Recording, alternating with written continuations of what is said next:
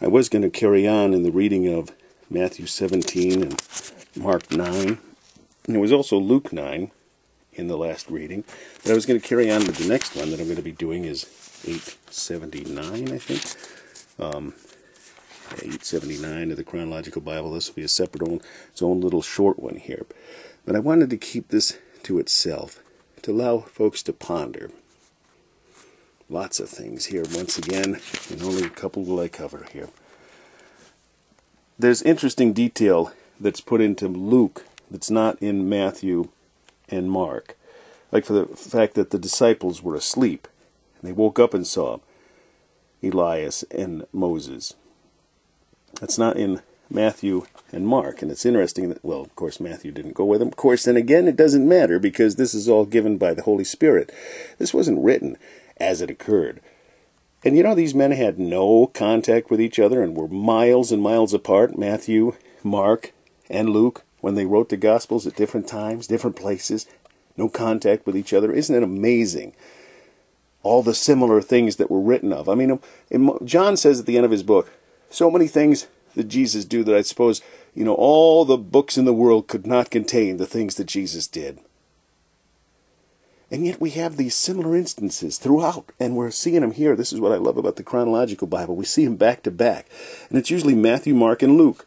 And John's kind of an all-to-itself kind of deal. Only certain things are also included by John that what Matthew, Mark, and Luke did sometimes. So, anyways, here's some thoughts. Well, the disciples, once again, were asleep. It also says here, that I don't think it's said in the other passages, but when the two had left, let's see, as they departed from him. So in the other passages, it would almost seem as though they were still there, and then Peter speaks up. But apparently, they just woke up, they saw it for a moment, and then they left. And it also tells what they were talking about. They were talking about his decease, Jesus' decease, which he should accomplish at Jerusalem. So that's just interesting.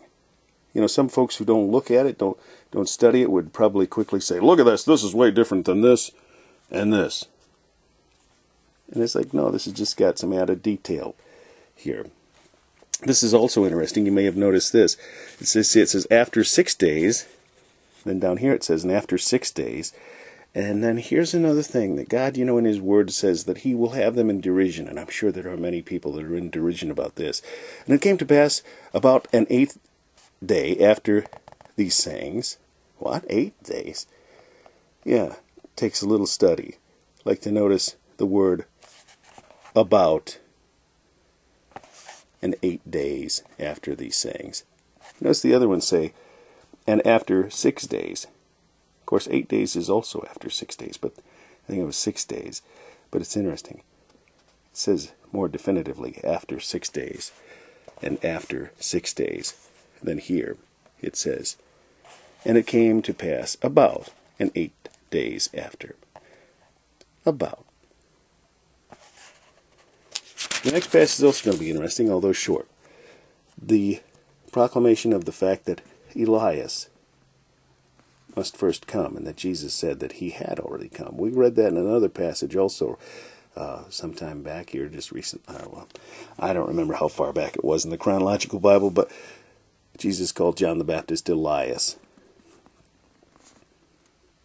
They say that Elias is coming back in the during the rapture, in the tribulation period.